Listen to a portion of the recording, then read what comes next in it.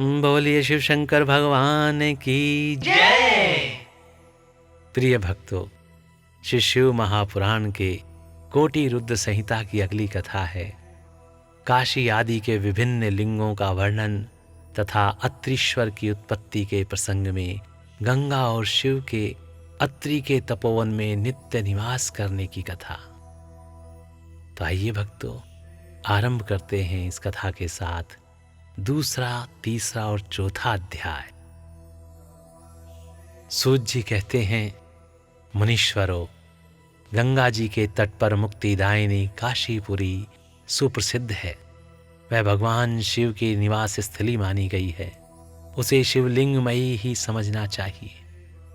इतना कहकर सूत जी ने काशी के विमुक्त कृतिवासेश्वर, तिलभाडेश्वर, दशाश्वमेध आदि और गंगा सागर आदि के संगमेश्वर, भूतेश्वर, नारीश्वर, वटुकेश्वर, पूरेश्वर, सिद्धनाथेश्वर, दूरेश्वर, श्रृंगेश्वर, वैद्यनाथ, जपेश्वर, गोपेश्वर, रंगेश्वर, वामेश्वर, नागेश, कामेश, विमलेश्वर, प्रयाग के ब्रह्मेश्वर, सोमेश्वर, भारद्वाजेश्वर, शूलटंकेश्वर, माधवेश तथा अयोध्या के नागेश आदि अनेक प्रसिद्ध शिवलिंगों का वर्णन करके अत्रीश्वर की कथा के प्रसंग में यह बतलाया कि अत्रि पत्नी अनसुईया पर कृपा करके गंगा जी वहां पधारी।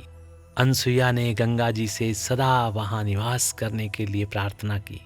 तब गंगा जी ने कहा, हे अनसुईये, यदि तुम 1 वर्ष तक की हुई शंकर जी की पूजा और पति सेवा का फल मुझे दे दो, तो मैं देवताओं का उपकार करने के लिए यहाँ सदा ही स्थित रहूंगी। पतिव्रता का दर्शन करके मेरे मन को जैसी प्रसन्नता होती है वैसी दूसरे उपायों से नहीं होती। सती अनसुईये, यह मैंने तुमसे सच्ची बात कही है। पतिव्रता स्त्री का दर्शन करने से मेरे पापों का नाश हो जाता है और मैं विशेष शुद्ध हो जाती हूँ, क्योंकि पतिव्रता नारी पार्वती के समान पवित्र होती हैं। अतः यदि तुम जगत का कल्याण करना चाहती हो और लोकहित के लिए मेरी मांगी हुई वस्तु मुझे दे देती हो, तो मैं अवश्य यहाँ स्थिर रूप से निवास करूंगी। सूत जी कहते हैं, हे मुनियों, गंगा जी की यह बात सुनकर पतिव्रता अनसुईया ने वर्ष भर का वह सारा पुण्य उन्हें दे दिया। अनसुईया के पतिव्रत संबंधी उस महान कर्म को देखकर भगवान महादेव जी प्रसन्न हो गए और पार्थिव लिंग से तत्काल प्रकट हो उन्होंने साक्षात दर्शन दिए।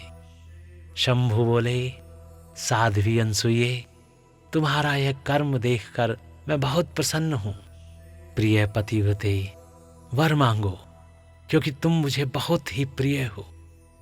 उस समय वे दोनों पति पत्नी अद्भुत सुंदर आकृति एवं पंचमुख आदि से युक्त भगवान शिव को वहां प्रकट हुआ देख बड़े विस्मित हुए। उन्होंने हाथ जोड़कर नमस्कार और स्तुति करके बड़े भक्ति भाव से भगवान शंकर का पूजन किया। फिर उन लोग कल्याणकारी शिव से कहा। ब्राह्मण दंपत्ति बोले, हे देवेश्वर, यदि आप प्रसन्न हैं और जगदम्बा गंगा भी प्रसन्न है, तो आप इस तपोवन में निवास कीजिए और समस्त लोगों के लिए सुखदायक हो जाइए। तब गंगा और शिव दोनों ही प्रसन्न हो उस स्थान पर जहां वे ऋषि शिरोमणि रहते थे प्रतिष्ठित हो गए। इन्हीं शिव का नाम यहाँ अत्रीश्वर हुआ। बोलिए शिव शंकर भगवान की जय। प्रिय भक्तों, इस प्रकार यहाँ पर श्री शिव महापुराण के कोटि रुद्र संहिता की ये कथा और दूसरा, तीसरा तथा चौथा अध्याय यहाँ पर समाप्त होता है। तो स्नेह से बोलिए, बोलिए शिव शंकर भगवान की जय। और स्नेह से बोलिए, ओम नमः शिवाय, ओम नमः शिवाय, ओम नमः शिवाय।